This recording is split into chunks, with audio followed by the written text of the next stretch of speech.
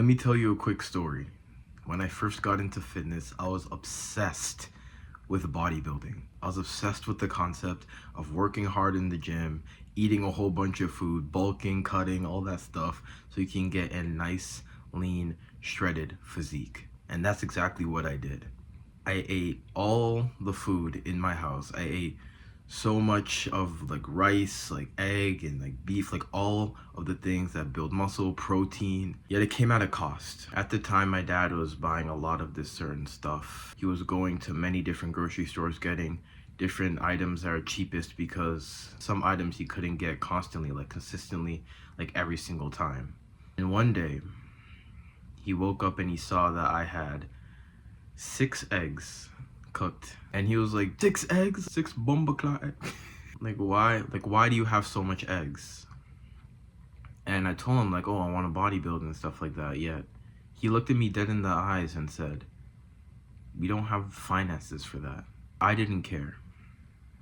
My goal of being a bodybuilder, my goal of building muscle, looking nice, outweighed the issues that my family and the issues that my father had. Through obsessing with the goal of wanting to be a bodybuilder, I sacrificed things to get to that goal. Because that's what you do with goals, you sacrifice. That's what you should do with everything. You sacrifice certain things to make progress in other things. I sacrificed respect from my father. And when it came to bodybuilding, when it came to just eating a bunch of food, that type of respect and that type of sacrifice is not warranted. Goals make you one-dimensional. Goals only reduce you to one thing. And when you are a person who is ambitious, and when you're a person who wants to do a lot of different things in their life, to be a person who just does one thing, and to be a person who just goes all in on one thing, it's just what everybody does. Why want one thing? Why be a person of one dimension if you can be a person of many? Be a man of many dimensions. If you obsess over goals and you just have this one thing, and this one thing dictates whether your day was good or not, whether you'll feel happy or not, whether you'll be complete or not, every single time you complete a goal, you feel a sense of emptiness after. Because it was not the goal itself, it was the work, it was the effort you put in. That is what gave you a sense of purpose. Not the goal, not the money in your bank account, not the muscle that you build on your bones, not how many friends or how many girls you can get. Chasers lose and attractors win. If you're a person who just lives a lifestyle where it's purely prioritizing their mental health and the effort that they put in, instead of purely prioritizing the goal, you realize you get the goal anyway, yet you feel so much better. Because successful people feel empty too. And if you're not sold by that claim that successful people feel empty, successful people have poor mental health, just look at any single popular rapper that you can see, any single like popular influencer. They're going through stuff mentally.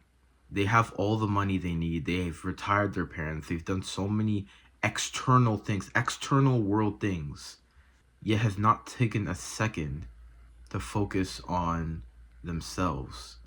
That's why a lot of them get into drug addiction. Like, they get into very poor relationships. They get into poor practices with themselves. A lot of these individuals, a lot of these successful people die. They're rich with a poor man's mind. And these people will convince you that, no, you have to work hard, make money, all these different things. They will talk about the rat race. The rat race, how you need to make money to escape the rat race. Yet, let's sit down and think for a second that what does a rat race mean? The rat race, to successful people, to people who tell you to escape the rat race, will tell you that you have to make money to escape the rat race. But what is every single person in the rat race chasing? Money. They all chase money in the rat race. And these successful people are telling you to quit your job, start a business, make a huge bunch of money, which I'm not saying is a bad thing. Starting a business and making your own work and doing your own thing is great. Yet, what they say after, make money to escape the rat race. The obsession of money and making money all you care about in your life, making one thing, one goal, all you care about in your life, being a one-dimensional person is a part of the rat race. You're not escaping the rat race if you make a bunch of money. You're not standing out if you just build a bunch of muscle. Yes, you will be ahead of a lot of people. Then you'll just be trapped in another group of successful individuals with poor mental health, with poor aspects of their life, yet they have a lot in this one thing. It's like being the gym incel who is buff as hell, and like people come up to you and ask questions, and but you have like no social skills and you're just to yourself. So you're just like fucking you just have no sense of like how to socially interact with anyone. It's like being the rich guy who's alone, who has no friends, nobody around him to share his success with. It's like being a person who goes around, sleeps with a lot of women, feels like a level of status because he's able to get a lot of girls. Yet he lives unhealthy, he doesn't practice any sort of mindfulness, he has a poor relationship with his family, all of these different things that you are going to be thinking about when you die.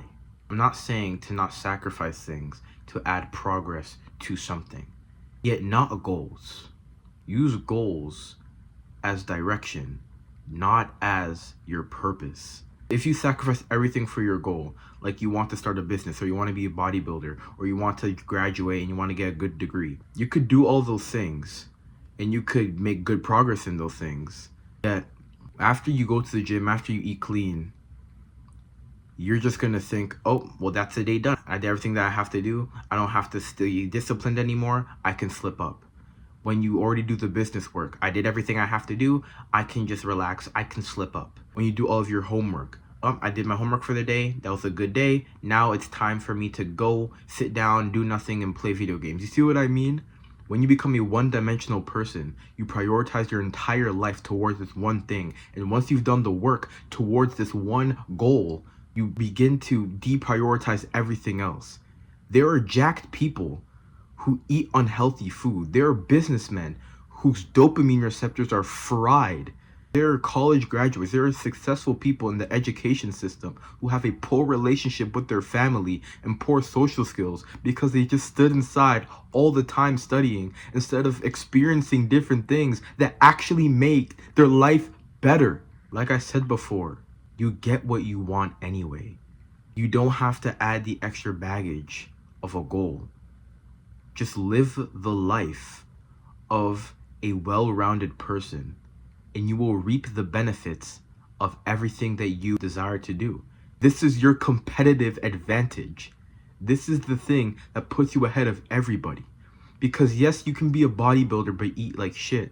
Yet the bodybuilder who eats like shit, do you think that, oh, because he eats bad, that's why he's so buff, that's why he's so big, I'm gonna do what he does? No, he is buff in spite of the fact that he eats bad, not because he eats the junk food. He would make so much more progress if he improved his mental health and he improved all the different areas in his life to where he didn't have to use junk food. He didn't have to use these vices of pure and utter destruction in order to make progress towards that goal. You can make progress towards any goal you want, and you can do it in the most destructive ways possible. People make millions of dollars nowadays doing degenerate acts, shaking ass online, making disgusting videos, and posting it on Snapchat, posting it on TikTok. People can make money doing anything. People can make muscle with any resistance training regimen and still eat bad. People can graduate but sacrifice their health for it. And these are the things that you sacrifice that will make you live a better life, that will make you remember and smile about your life on your deathbed. This is what we sacrifice for goals. So why are we using goals? Why would we use the concept of one thing and one thing only, sacrifice everything else for this one thing, when we can have it all? You can have it all. Don't reduce yourself to just one dimension. Be a man of many dimensions. I hope you enjoyed this video. I love that you're watching this type of content and educating yourself in the age of people who are chasing dopamine and chasing all these different vices. I'm very proud of you. That's it.